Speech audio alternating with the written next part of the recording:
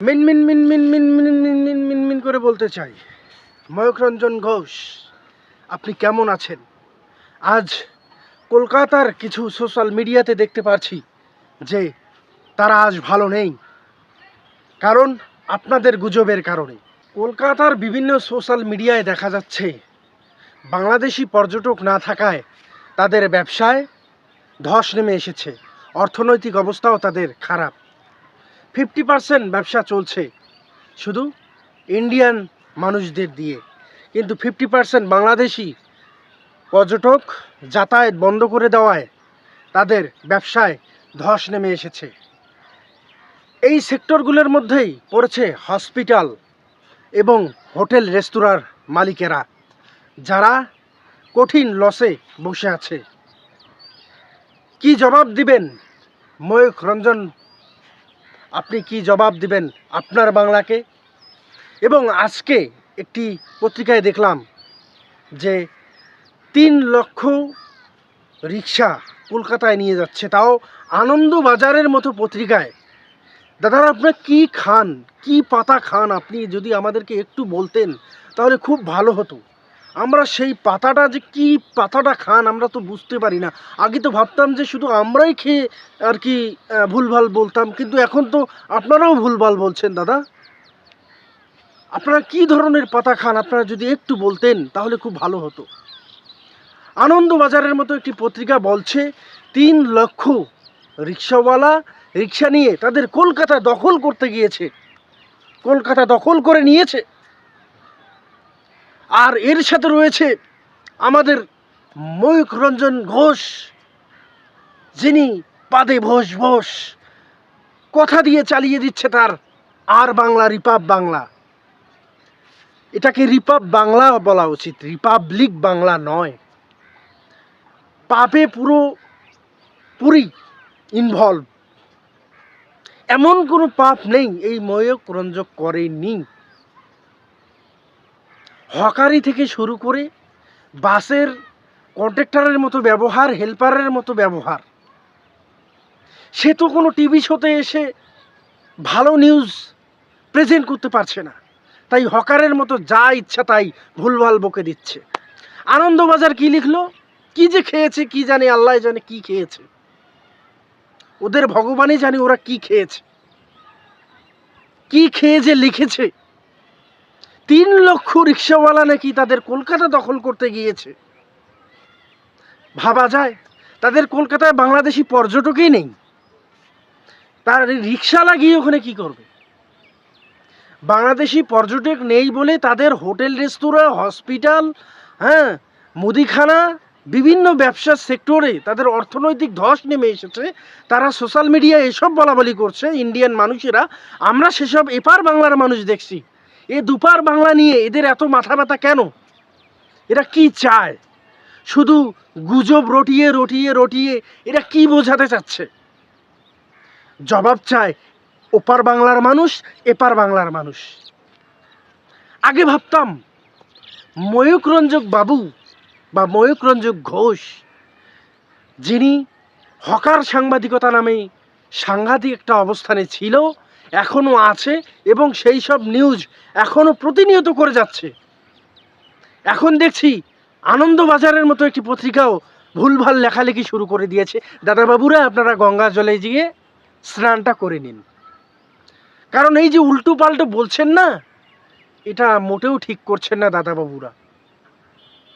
এই উল্টো পাল্টো কথা বলা যাবে না, এত গুজব ছড়িয়ে কী লাভ? এই যে আপনারা আমাদের চিকিৎসা করতে দিবেন না, আমাদেরকে ভারতে ঢুকতে দিবেন না, তারপর আমরা পর্যটক হিসাবে ভারতের কোনো প্রোডাক্টকে নিয়ে ভ্লগিং করতে পারবো না, কথা বলতে পারবো না, আপনারা তো আমাদেরকে সবখান থেকে বহিষ্কার করছেন। এখন কেন আপনারা কাঁদছেন?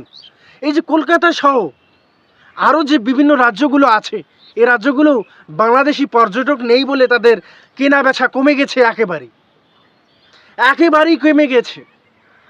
আপনারাই তো বলেছেন আপনারা আমাদেরকে যেতে দেবেন না, চিকিৎসা করতে দেবেন না।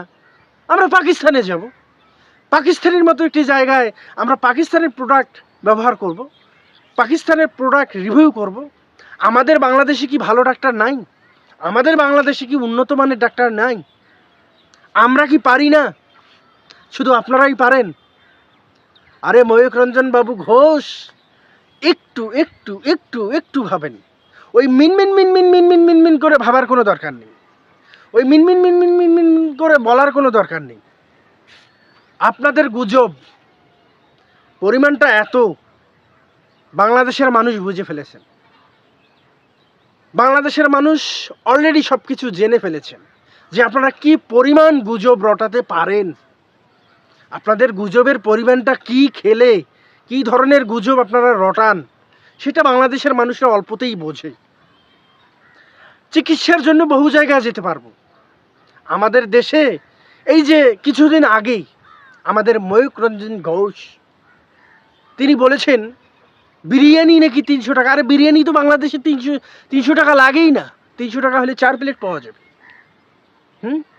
আপনি আমাদের ভাত দেখাচ্ছেন, আবার ভাত, আলু সিদ্ধ, লবণই নাকি 300 টাকা বাংলাদেশে। তাহলে তো আমরা না খেয়ে মরে যেতাম। আরে ময়ূক বাবু, আপনি একটা নিউজ করছেন, সেই নিউজটাকেও ভালোভাবে করতে পারছেন না। আপনাকে নিয়ে আর কি কথা বলবো। আজকে সকালে যে নিউজ দেখলাম, কলকাতা দখল করছে 3 লক্ষ রিক্সাওয়ালা, সেখানে আপনাকে আর নতুন করে কি বলার। যাই হোক, আপনাদের দেশে আমরা চিকিৎসার জন্য যাব না, আপনারা আমাদের ভিসা বাতিল করে দিয়েন। আমরা আমাদের পাকিস্তানের সাথে আমরা সম্পর্ক ভালো রাখবো এবং আমরা চিকিৎসা পাকিস্তানেই করব এবং আমরা পাকিস্তানের অর্থনৈতিক যে কাঠামোটা আছে সেটা শক্তিশালী করার চেষ্টা করব। পাকিস্তান আমাদেরকে সব কিছু দেওয়ার জন্য রাজি আছে। আপনাদের দয়ার কোনো আর প্রয়োজন নেই, আপনারা না খেয়ে মরুন কলকাতাবাসী।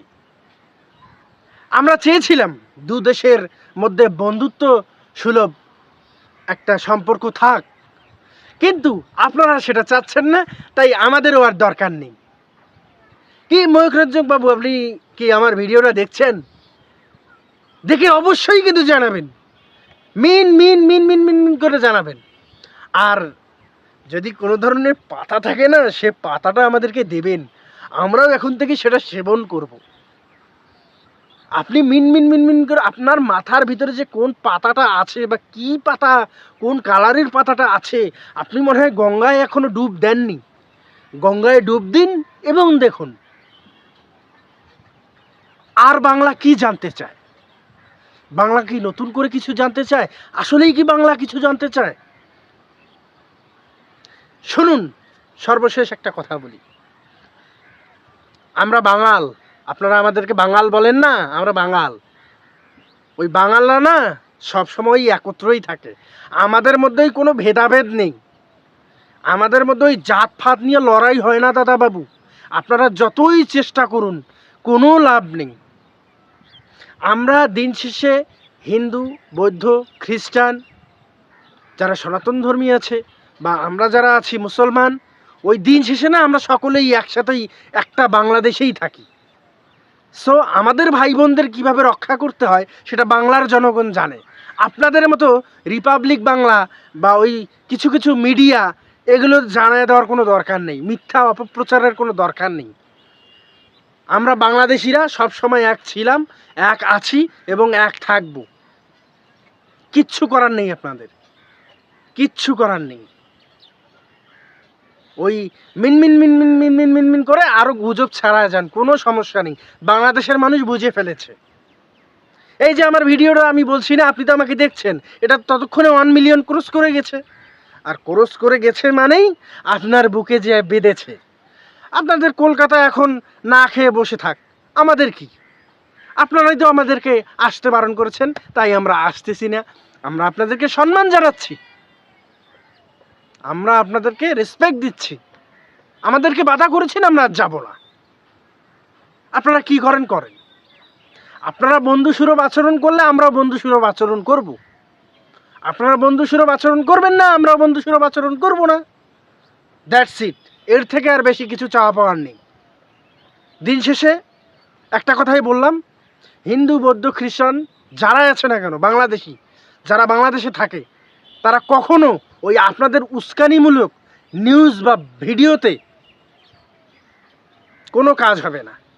আমি এসব নিয়ে ভিডিও বেশি একটা বানাই না, বা সোশ্যাল মিডিয়াতে এইসব ভিডিও কন্টেন্ট আমি ছাড়ি না।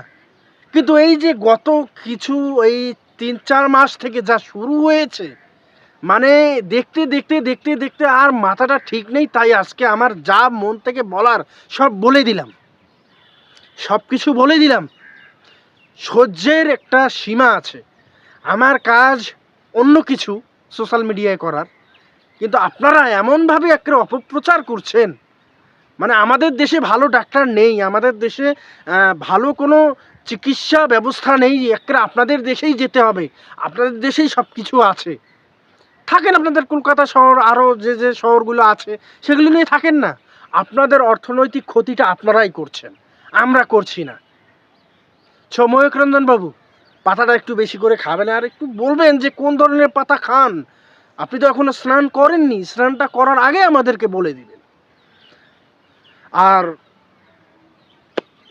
যে পত্রিকার কথা বললাম, আর নাম না নিই, বেশি নাম নিলে বেশি পপুলার হয়ে যাবে পত্রিকা। কারণ 3 লক্ষ রিক্সাওয়ালা কলকাতায় গিয়েছে রিক্সা নিয়ে, কিন্তু কলকাতায় কোনো বাংলাদেশ পর্যটকই নেই। কাদেরকে নিয়ে ঘুরবে? এই ময়ূক রঞ্জন ঘোষ, তাদেরকে নিয়ে। জানতে চায় বাংলা।